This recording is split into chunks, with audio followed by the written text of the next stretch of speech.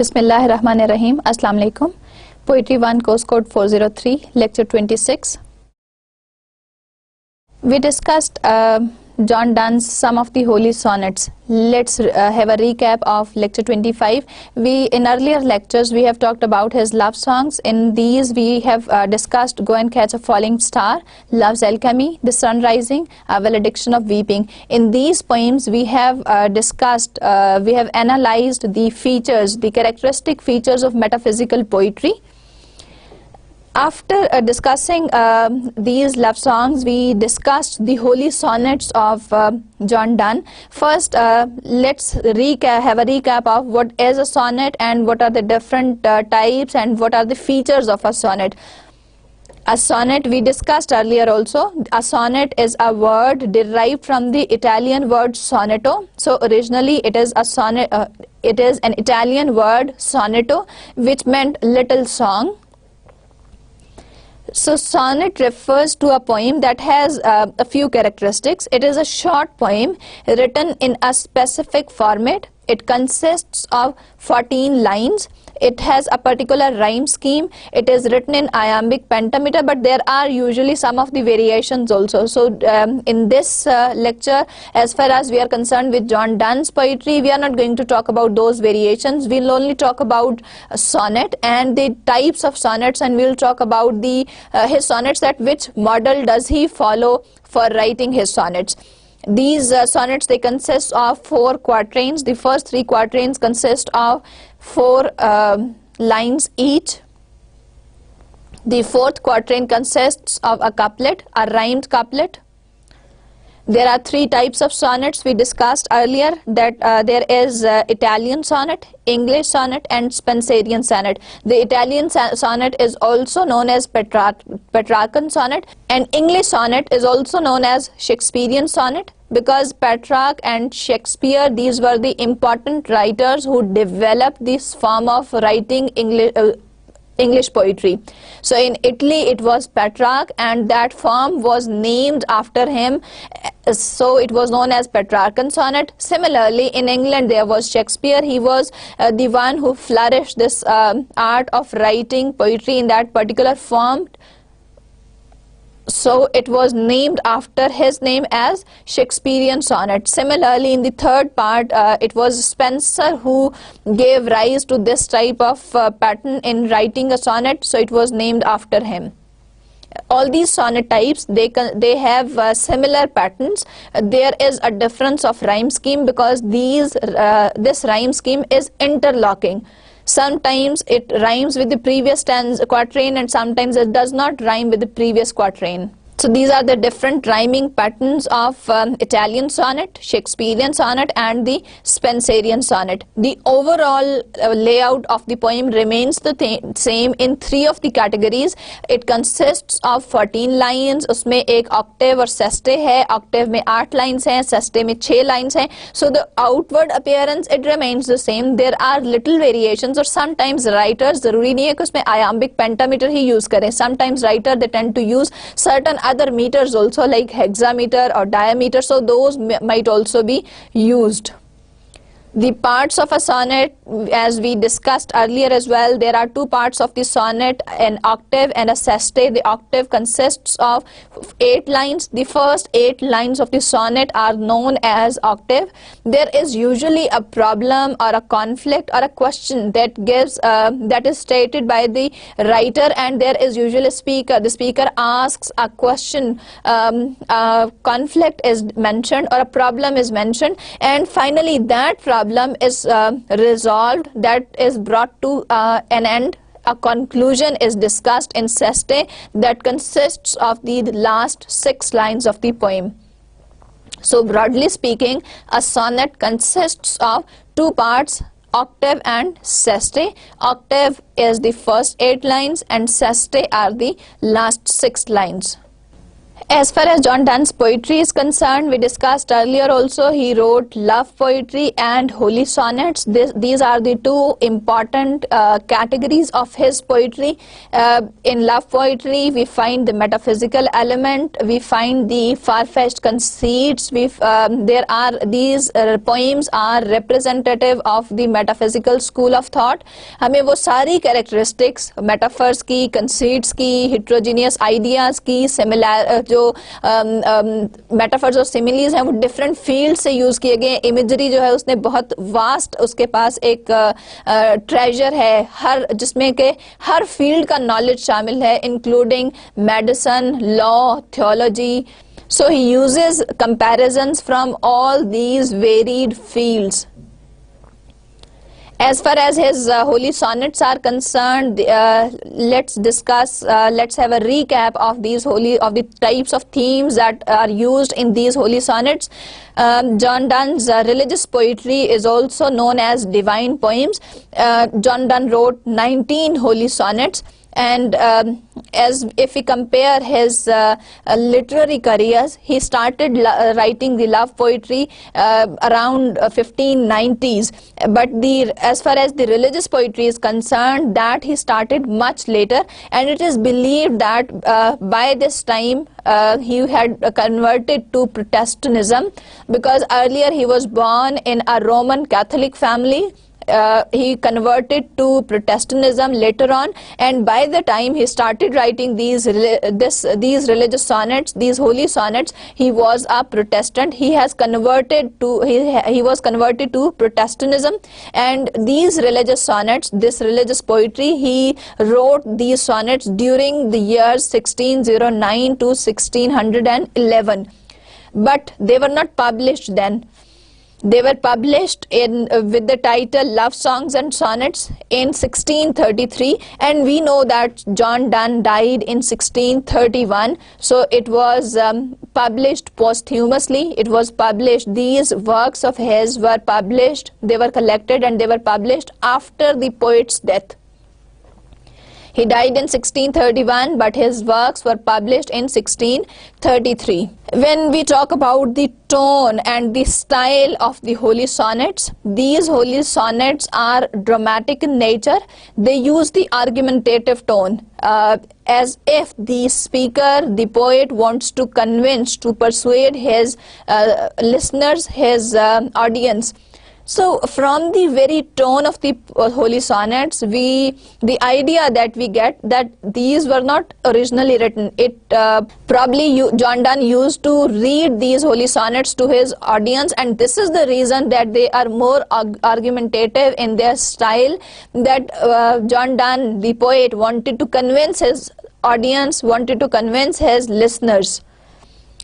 These holy sonnets may or may not be biographical. We cannot say that all these holy sonnets, they consist of the biographical elements, या poet ने अपने regrets या अपनी life के बारे में लिखा हो सकता है कुछ instances उसमें ऐसे हों या कुछ ऐसी feelings हो जो उसने उसमें depict की हों, but it is not compulsory कि ये सारी sonnets में 19 sonnets में उसकी अपनी personal feelings है. ये सारे elements जो हैं वो biographical हैं. Since he was a clergyman, it is also possible that he might have mentioned the feelings of people of the time, कि उस वक्त जो लोगों के हालात थे, हो सकता है कोई, since he was a clergyman, he was appointed the dean of the St.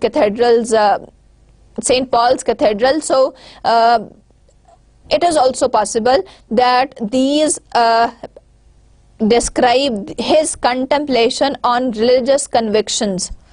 The types of themes that are described, that are utilized in these holy sonnets, they include divine judgment, divine love, and modest penance. So the idea of sin and the holy love, and that is very prominent in his holy sonnets. Once again, if we have a look at the comparison of the holy sonnets, the speakers in both his love songs and his holy sonnets, we find speaker talking to the audience. So in love songs, the speaker has got the fervor, the enthusiasm, the emotions and wit, and the speaker is very compassionate. On the other hand, in holy sonnets, the speaker is personal. The speaker is once again passionate, forceful and assertive. So some of the characteristics of the love songs are present here also, but the things that make it different, they are personal, they are assertive and forceful. They are very forceful. And one greatest quality of these holy sonnets that makes it different from the love songs is the apprehensive nature of the speaker. One greatest characteristic that make these holy sonnets different from the love songs is that the speaker of the holy sonnets is fearful. The speaker of the holy sonnets is apprehensive about the future. He is fearful of the of committing sins in his earlier life. He is fearful of the decay, death and decay. So that theme is very much prevalent in his holy sonnets, which is not found in the love songs. That makes the holy sonnets different from love songs. As far as the setting and character in holy sonnets are concerned, we do not find any specific place, as any mentioning of any significant place in the holy sonnets. It is a moment in the speaker's life which is very important, which is very crucial to the speaker. That moment comes to the speaker, and the speaker in that moment, it's not with the setting कि वो किसी particular environment में या setting में है जिसकी वजह से वो इस तरह की बात कर रहा है. In setting was important in the love songs. So the setting of love songs was different, and in holy sonnets it's a moment. It is the mental situation of the speaker. एक लम्हा है जो उसके ऊपर आया और उसने जो उस वक्त फील किया, उस सारे के बारे में हमें इन होली सॉनेट्स में पता चलता है. So that very moment is significant, it is crucial for the speaker. As far as the characters of these holy sonnets are concerned, the speaker addresses God, angels, Christ, death and his own soul. So all these characters, with one or sometimes more than one, they are a part of these holy sonnets. Sometimes the speaker addresses them, and sometimes just talks about them. The themes of holy sonnets. The themes of holy sonnets are religious in nature, and they talk about the religious aspects. Since John Donne was a priest also, so his religious attitude is reflected. Those thinking, those feelings are reflected in his poetry as well. So in his holy sonnets we find the themes of sin, we find the themes of grace, the kindness of God and salvation, because ultimately he begs, he wants to gain salvation from God. He wants God to give through his kindness, forgive his sins, and to give him salvation, to give him heaven in return.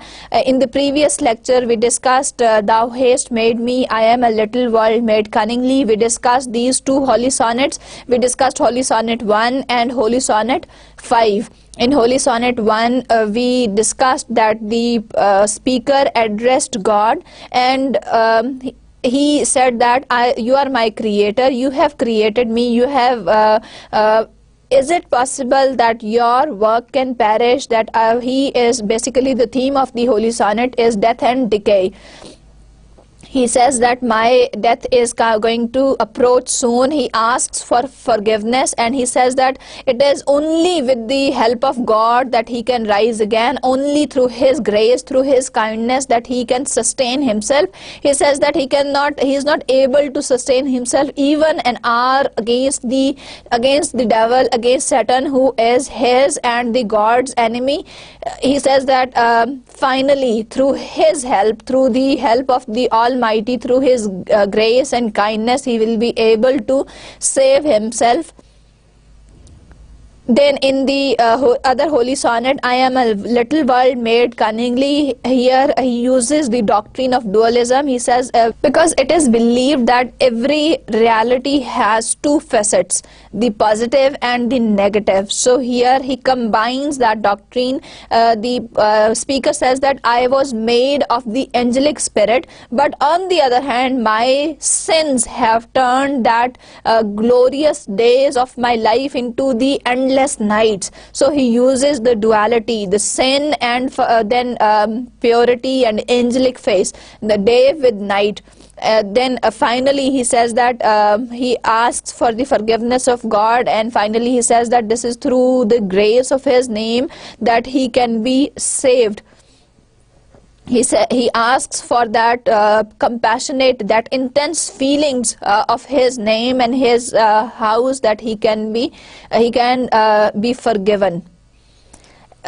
In today's lecture, we will analyze the next two holy sonnets, if poisonous minerals and if that tree and death be not proud. So today we are going to analyze holy sonnet 9 and holy sonnet 10. Let's start with holy sonnet 9.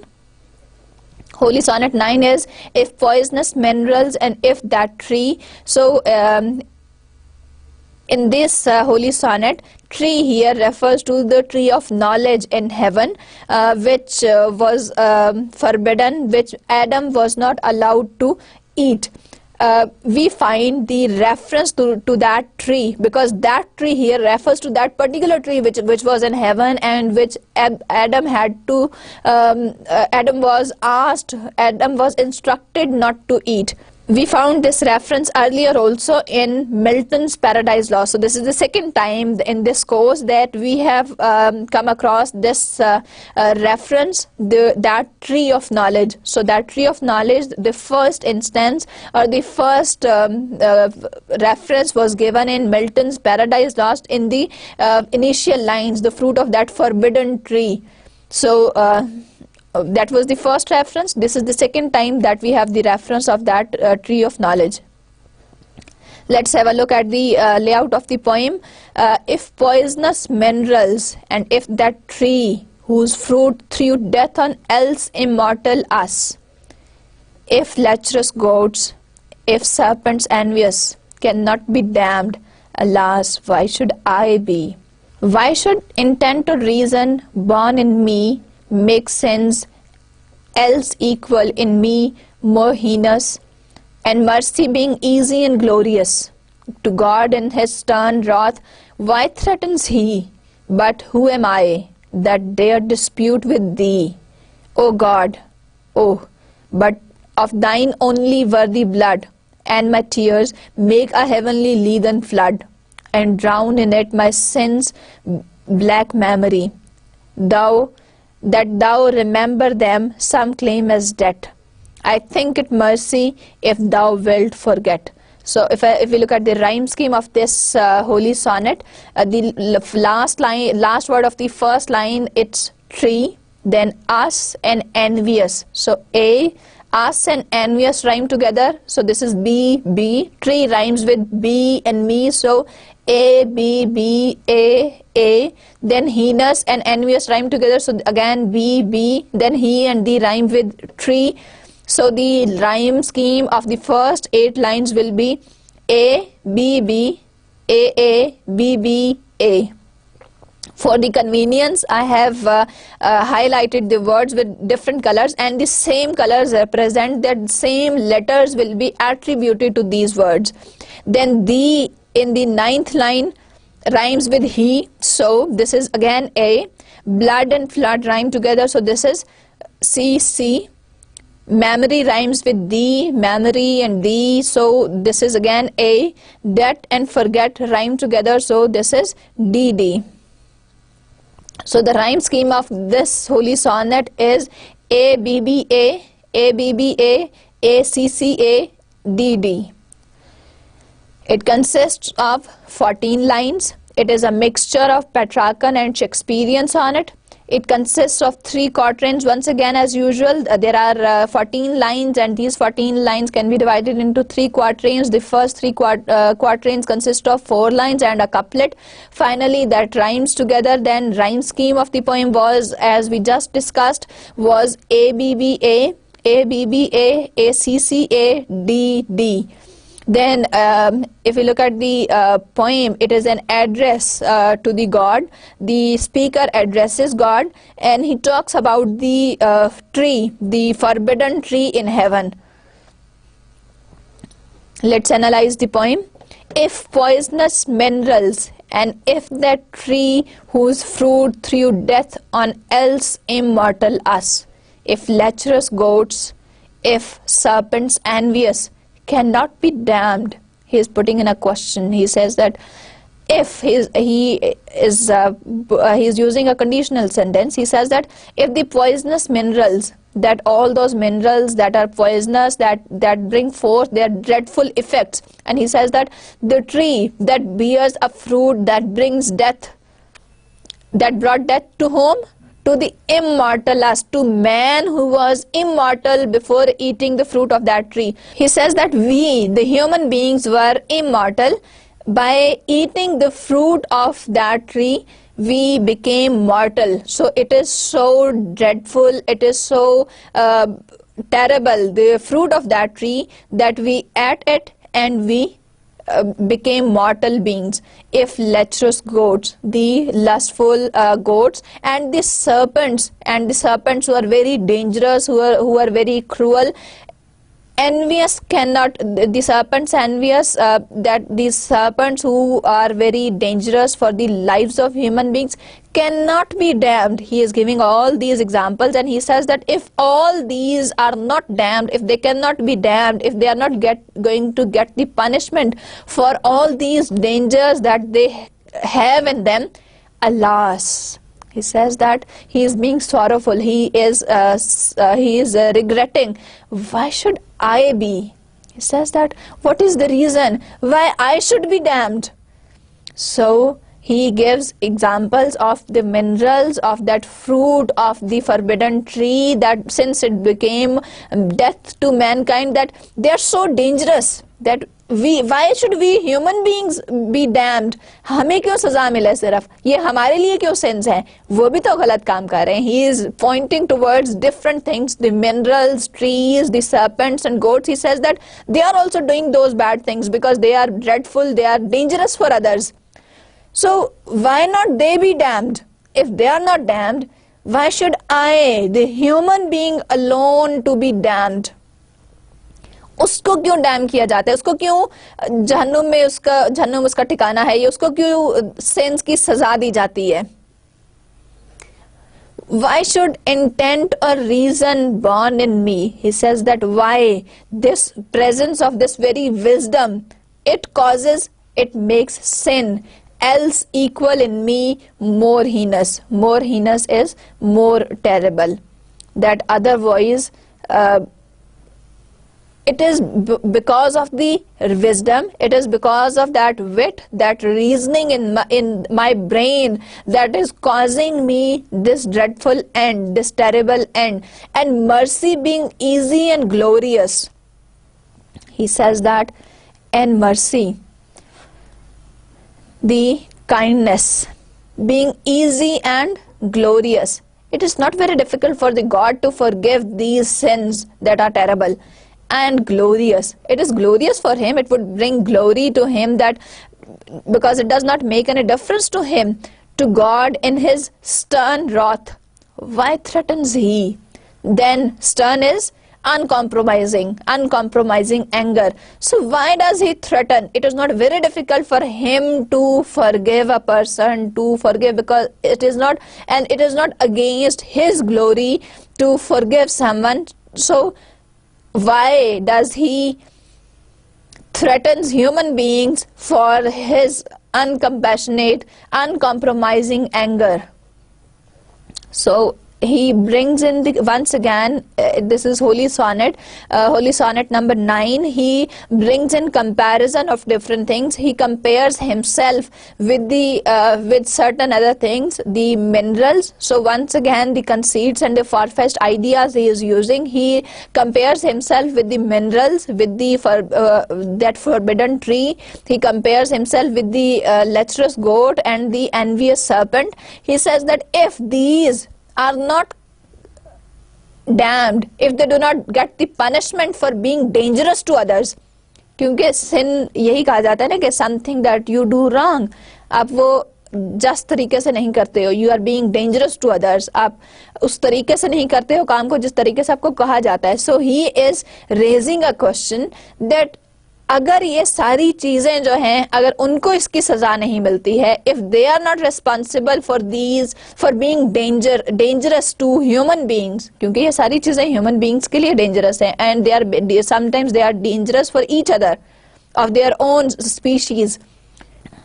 So he brings in comparison. He says that when though all these things that are dangerous, that are harmful, the minerals that are poisonous, the trees, the forbidden tree whose fruit, it was so fatal that it brought death to mankind, कि human beings पहले immortal थे, उनको death नहीं आ सकती थी, वो हमेशा रहने वाले थे, they were living their life forever, but that tree was so dangerous that it brought death to mankind. अब इससे ज्यादा भी कोई चीज खतरनाक होगी, या इससे भी कोई ज्यादा कोई चीज टेरेबल हो सकती है कि कोई चीज से किसी कोई ऐसा इंसान जो कि इटर्नल हो, जो कि हमेशा के लिए रहने वाला हो, उस पर डेथ आ जाए. So he is basically pointing to the intensity of danger of these things. Then he says that those lecherous goats and the serpents envious, so all these things when they are not damned, उनको कोई counting नहीं है उनके इस sense की, because they are by nature. He is of the view that these things are not accountable for their being dangerous to others.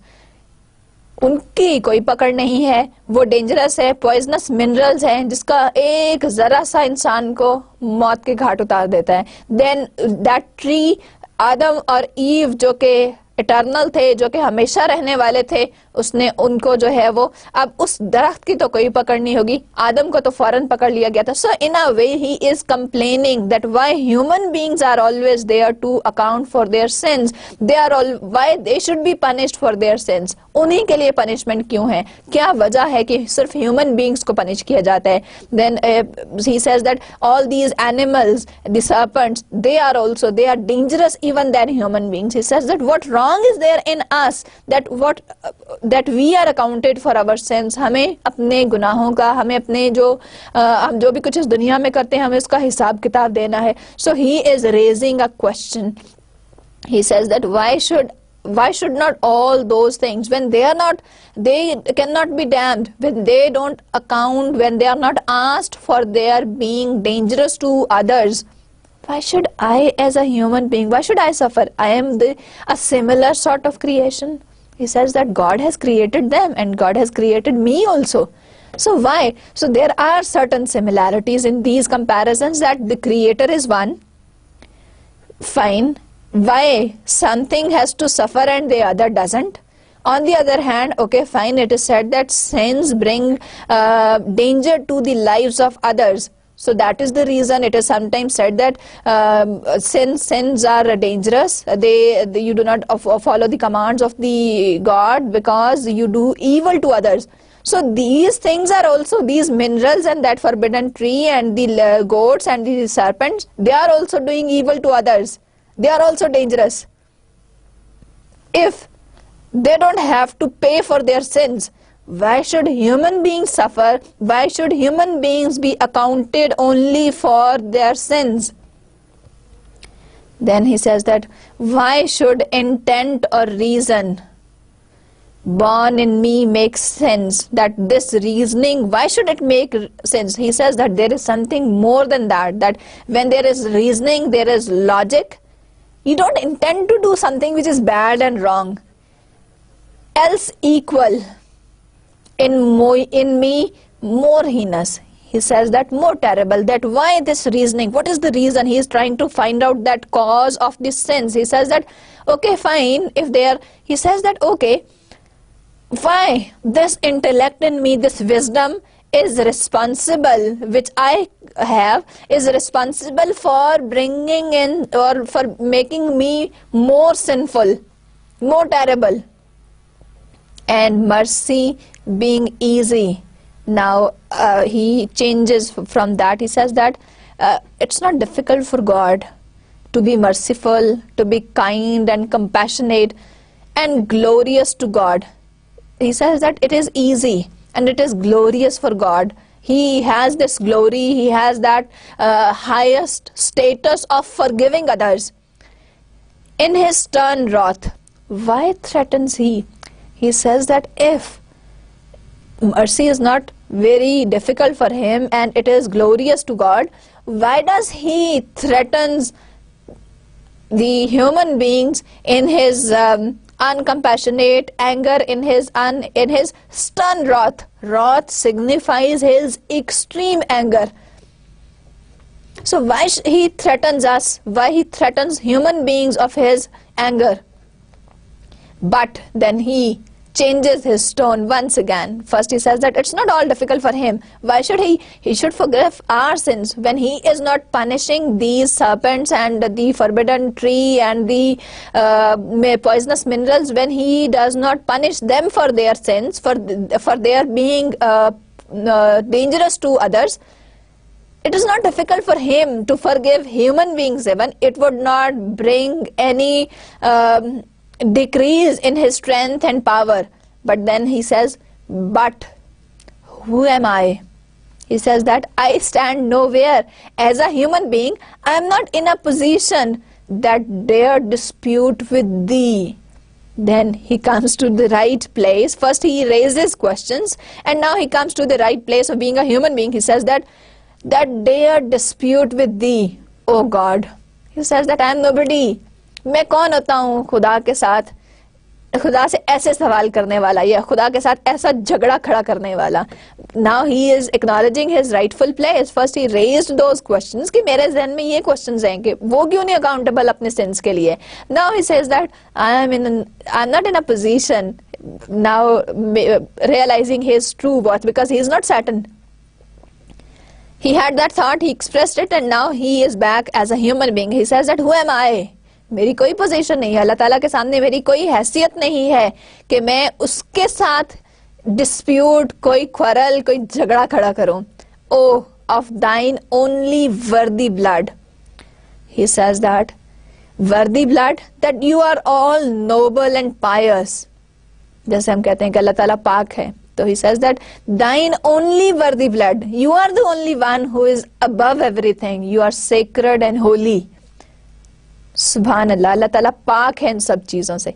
And my tears make a heavenly leaden flood. Now he's back, a human being, a normal human being who wants to repent for his sins. He says that my tears make a heavenly leaden flood. This is a reference from the mythology.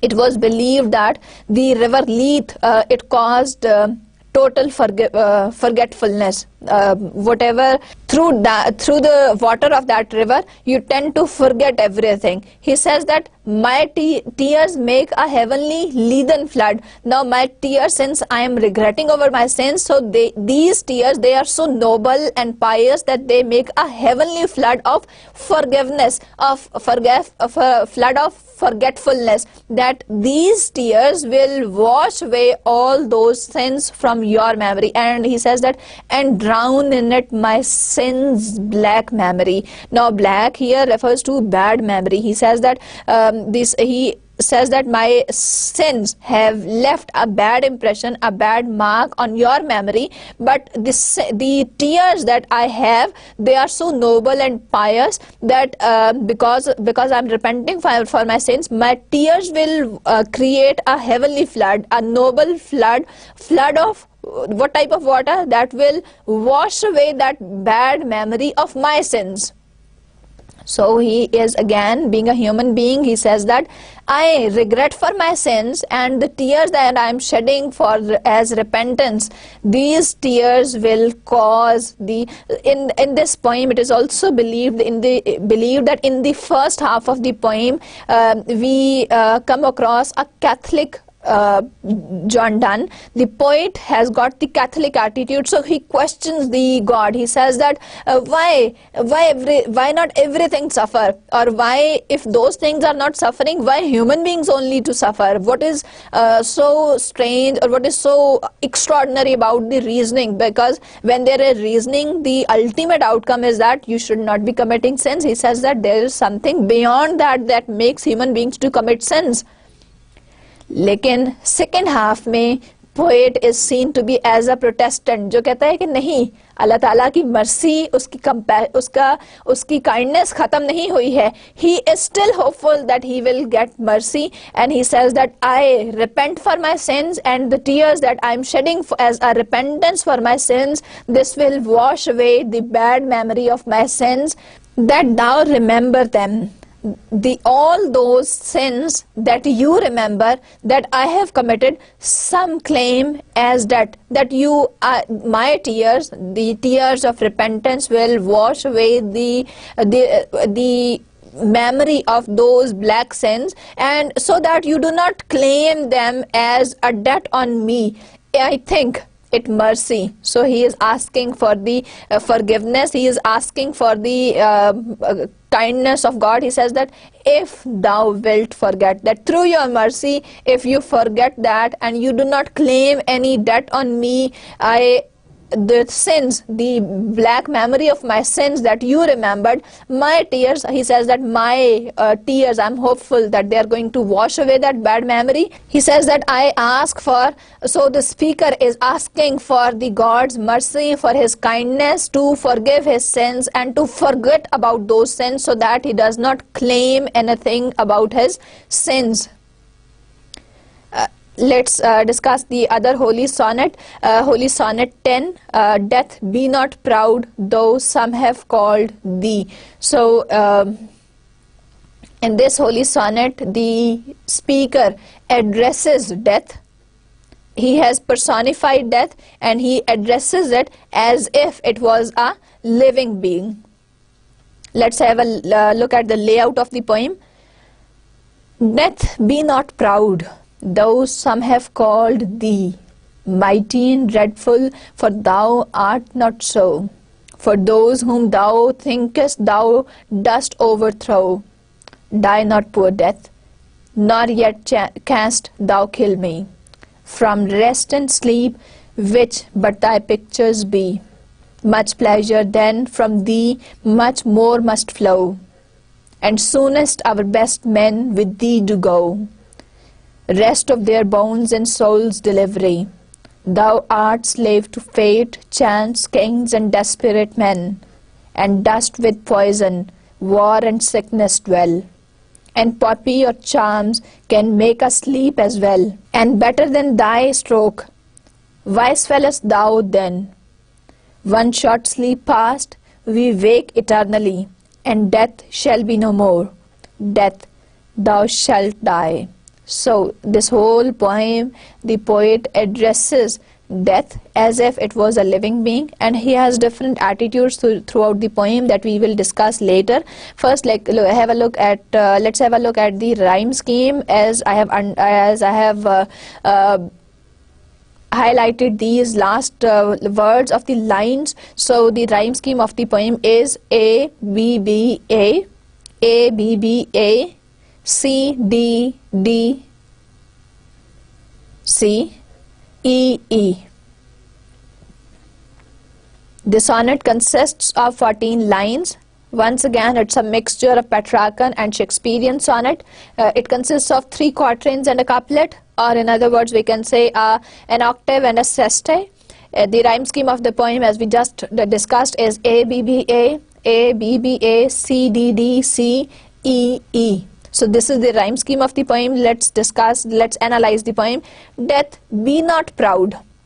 He says that he is addressing death. he has personified death. When we personify something, that means we are giving human qualities to something which is abstract or non-living. किसी ऐसी चीज को जो कि physically present ना हो या जो कि non-living हो, अगर हम उसको इंसानों जैसी qualities दें और हम उनके साथ इंसानों की तरह बात करें, that means we are personifying that object, that thing.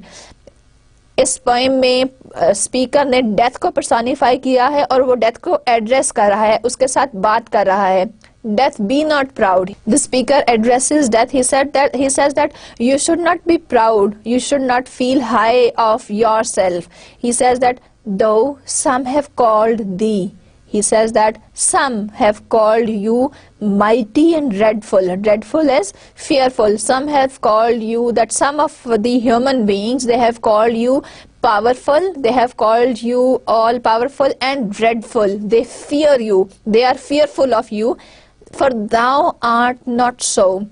The speaker says that you are not. You are not mighty, you are not dreadful, you are not something to be afraid of. You are not at all powerful, you are not something to be afraid of. So he addresses death. He says that some of the human beings, they call you, they say that death is powerful and they are afraid of death. He says that you are not powerful, you are not something to be afraid of.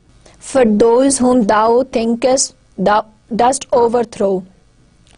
He says that for you think that you have overthrown, you have brought an end to the lives of some of the men. He says that die not, that poor death. He is calling death as poor, as somebody who does not have power, because the one who is poor does not have any strength and nobody is afraid of that.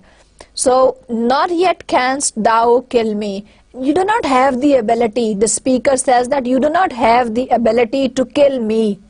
The speaker addresses death. He says that you should not be proud. You should not think you should not think high of yourself.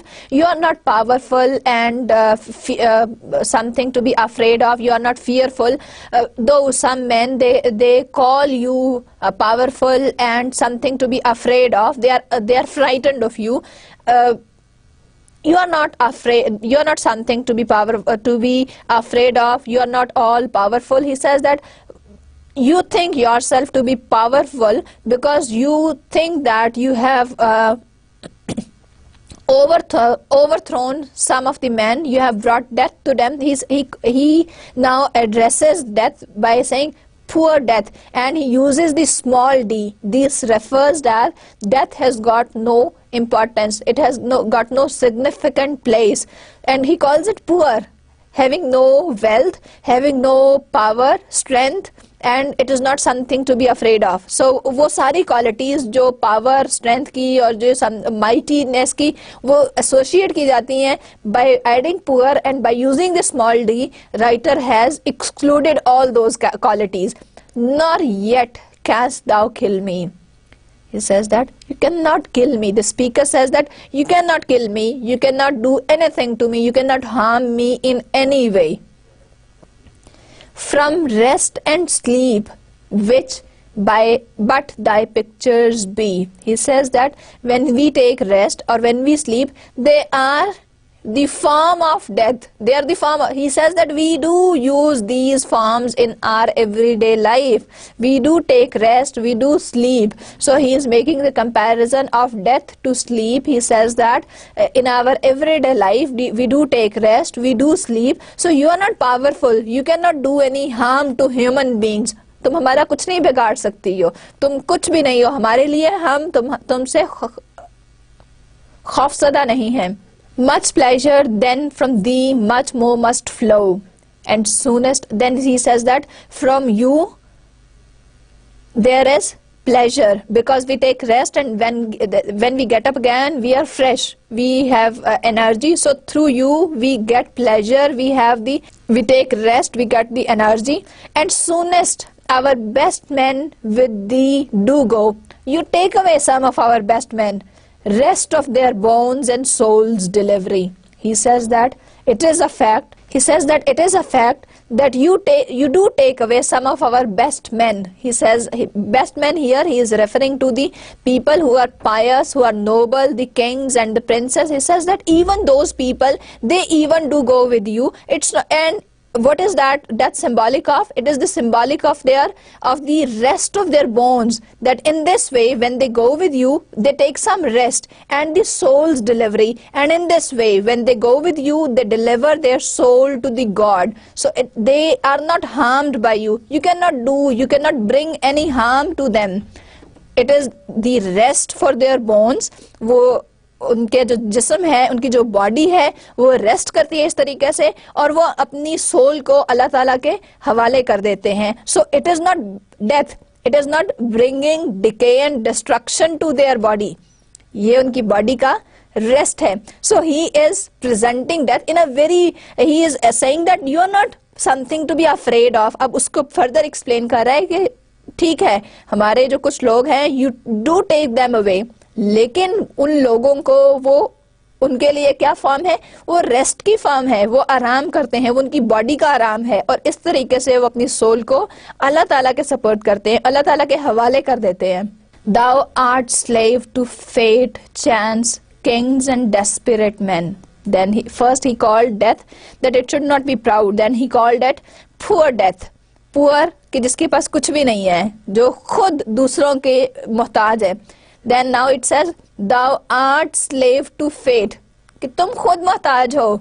पहले कहा कि इसके पास, अपने पास कुछ नहीं है, हमें क्या नुकसान पहुंचा सकती है? ह्यूमन बीइंग्स को ये डेथ जो है कोई नुकसान नहीं पहुंचा सकती, क्योंकि हम अपनी रोजमर्रा की जिंदगी में आराम करते हैं, हम सोते हैं. वो आराम और जो सोना है वो डेथ की फॉर्म्स हैं, वो उसकी पिक्चर्स हैं. So he has compared death to rest and sleep. Now he says that thou art slave. Now fate and chance, now fate and chance, they are written with capital. So chance and fate, they control you. Kings and desperate men, and dust with poison, war and sickness dwell.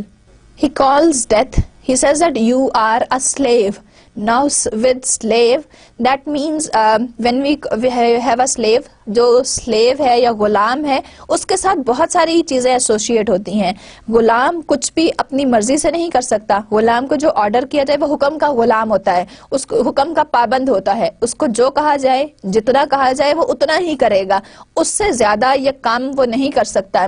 So he is calling now in order to decrease the intensity, in order to lessen that intensity of the feeling of death. He says that I am not afraid of you because तुम तो खुद गुलाम हो, मैं तुमसे क्यों खौफजदा होऊंगा, या इंसानों को तुमसे क्या खतरा होगा.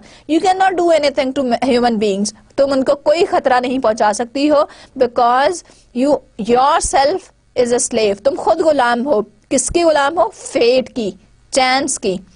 Kings and desperate men, उन लोगों की जो कि खुद मरना चाहते हैं. There are people in the world. So fate, chance and king, because kings they order. Fate and chance, because it is written in the fate of a person to die on a particular time. So you, after that, when you are asked by fate and chance, you take that person away. So moreover, the kings who order for the execution of a particular person, then you are a subservient to the kings who order that this person should be killed or this person should be murdered. So you have to wait for the orders by the fate, by chance, by the kings and desperate men. Now desperate men refers to the people who are old or who have lived their life, years and years of their life, and they are desperate now. They lose all the charms in these worldly affairs, and they are desperate of this world and they want to die. So you are a slave, you are subservient to all these. You are subservient to the kings, you are subservient to chance, you are subservient to fate, you are subservient to the desperate men. And dust with poison, and even with poison, war and sickness dwell. And you live with poison, war and sickness. That it is war and sickness and poison, कि जहर और जंग और ये जो बीमारी है, तुम इसके साथ रहती हो, इस पर रिलाय करती हो. Otherwise, you can't do anything to the healthy human beings. तुम कोई नुकसान नहीं पहुंचा सकती हो. तुम गुलाम हो इन सारी चीजों की, और तुम इन चीजों की मदद से, इनके थ्रू तुम आ सकती हो, उसके अलावा तुम इंसानों को कोई नुकसान नहीं पहुंचा सकती हो, उनकी नॉर्मल लाइफ में तुम्हारी कोई इंटरफेरेंस नहीं है. एंड पॉपी और charms, poppy here refers to that the tranquillisers, के जब ट्रैंकुलाइजर्स लिए जाते हैं तो उससे भी ड्राउजीनेस की फीलिंग्स होती है, या अगर ज्यादा ले लिए जाएं तो definitely it causes death. So it can be produced, this death can be not only poison, war and sickness, it can be produced even with the poppy. हम उससे भी सो जाते हैं, जरूरी नहीं है कि हमें सिर्फ जो है वो वॉर और सिकनेस और डेथ की ही जरूरत पड़े. Then charms, through magic also we, and charms can make us sleep as well, through poppy and through the charms, through the use of tranquilizers and through some magic also we sleep. And better than thy stroke, and this stroke is better than your stroke. Why swellest thou then? Swellest here refers to the pride of death. He says that you should not be proud, you should not think high of yourself that you are somebody mighty and all powerful. He is addressing death. He says that this death, it can be you are slave, you are subservient to fate, chance, kings and desperate men. You are slave to them all. You have to follow the commands as you are instructed. Without these commands, by these you cannot do anything. Moreover, you live with poison and war and sickness. Otherwise, to healthy human beings, without these situations you cannot do anything. Then he says that poppy and charm, that the tranquilizers, he compares death with the tranquilizers and the magic. He says that these also bring sleep, and he says that their stroke is better than your stroke. The kind of sleep that we have through magic and through these tranquilizers, they are better than the sleep that we have through death. He says that, why swellest thou then? He says that, why are you so proud of? Why are you so arrogant? कि तुम बहुत powerful और mighty हो. किस चीज का गरूर है तुम्हें? तुम पावरफुल या माइटी या ड्रेडफुल नहीं हो. Because this can be induced by other means also. ये तुम्हारी अपनी विश नहीं है कि तुम इंसानों पर जिस पर चाहो तुम जाओ और तुम आ जाओ. You are slave to some commands. तुम्हें orders follow करना पड़ते हैं. And the similar situations can be created by the use of tranquilizers, by the use of magic. So he is addressing death, and he is in this holy sonnet, the kind of feeling that the poet has revealed, it seems that he is least afraid of death. He is not afraid of death. He is saying that and even when the human beings die, they do not, that is not the misery or the torment. He says that the human beings who die, this is the rest their bodies are taking. This is their soul's delivery to their creator. वो अपनी souls को deliver करते हैं, and they are taking rest, their bodies are taking rest. And then he says that death का अपना कोई इख्तियार नहीं है, उसको किसी चीज पर कंट्रोल हासिल नहीं है, वो हुक्म की गुलाम है. उसको कमांड मिलती है by any one of these, either fate or chance or kings or the desperate men, and it lives with it comes with poison and war and sickness. Otherwise it cannot harm the human beings. Then he says that he compares death with the tranquilizers and with the magic, and he says that also brings us sleep, and that sleep is better than the sleep brought by death. He says that, what are you so proud of then? Why are you so arrogant? तुम अपने बारे में इतना ऊंचा क्यों सोचती हो कि तुम पावरफुल हो, स्ट्रांग हो, या लोग तुमसे खौफजदा हैं? लोग तुमसे खौफजदा नहीं है. He is saying that I'm not afraid of you. So he implies that meaning कि you are not something to be dreaded of. आम इंसानों को तुम्हारी प्रेजेंस से कोई फर्क नहीं पड़ता है, वो वैसे भी तो सोते और आराम करते हैं. And that is one of your pictures. Finally, he says that one short sleep past. He says that when a human being dies, he goes in the position of that short sleep, and he says that this death, it causes a short sleep to human beings. We wake eternally, and after that we wake forever. We wake for we are going to live forever. उसके बाद हमें कोई नींद नहीं आएगी, कोई death नहीं आएगी, and death shall be no more. This is the belief that death is a mortal being, कि डेथ खत्म होने वाली है.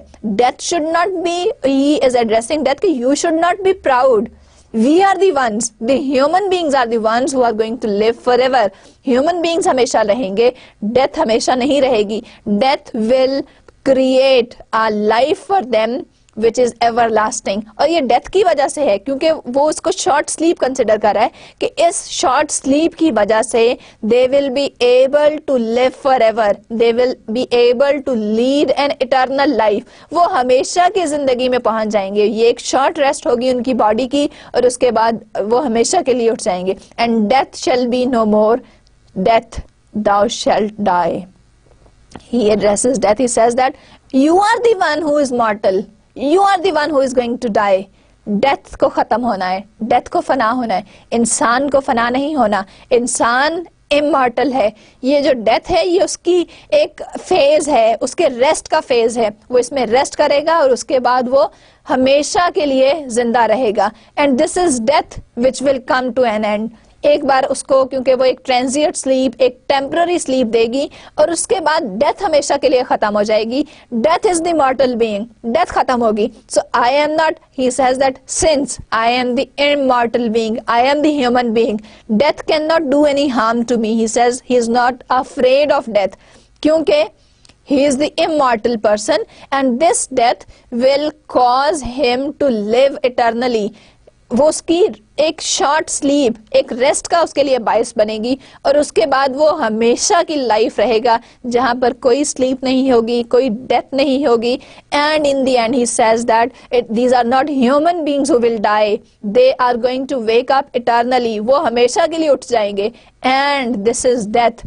Death will live no more. Death हमेशा नहीं रहेगी. डेथ, उसके बाद डेथ को फना होना है. Death has been presented, he says that you are the one who is the mortal being. Death as he is presenting death as the mortal being, कि ये खत्म होने वाली है, ये फना होने वाली है. इंसान फना नहीं होगा, डेथ फना होगी. Death is the mortal being. On the other hand human beings are immortal. So he is not afraid of death.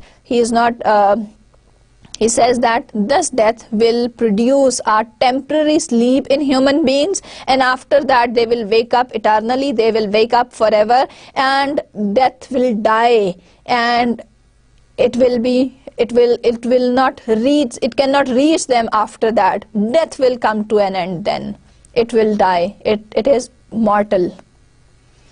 In today's lecture we discussed two of the holy sonnets. If poisonous minerals and if that tree, death be not proud.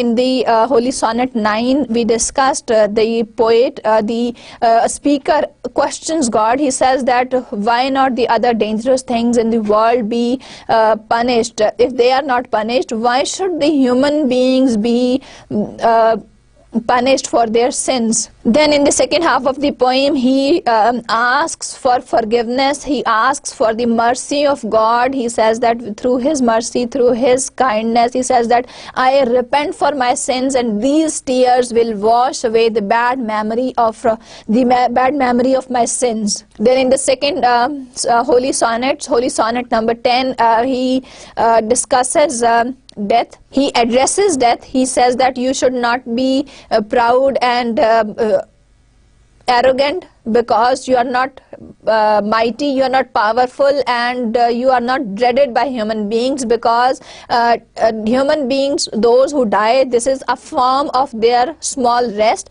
and after that they are going to wake up eternally. He also mentions that this sleep is not because of death, and he says that death has got no control over the lives of human beings. He says that death is a slave. It is subservient to the fate, to kings, to chance, and to the desperate men. He says that it is not by the will of the death that it can disturb or it can harm human beings. It has to serve, it has to follow the commands, the orders of these things.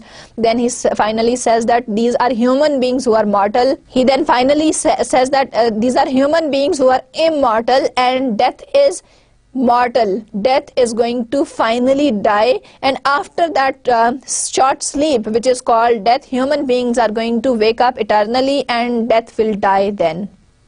In the next lecture, we will discuss the life history. We will start the new poet. We will discuss the life history of Alexander Pope, his age, and finally we will analyze his poem, The Rape of the Lock. Allah Hafiz.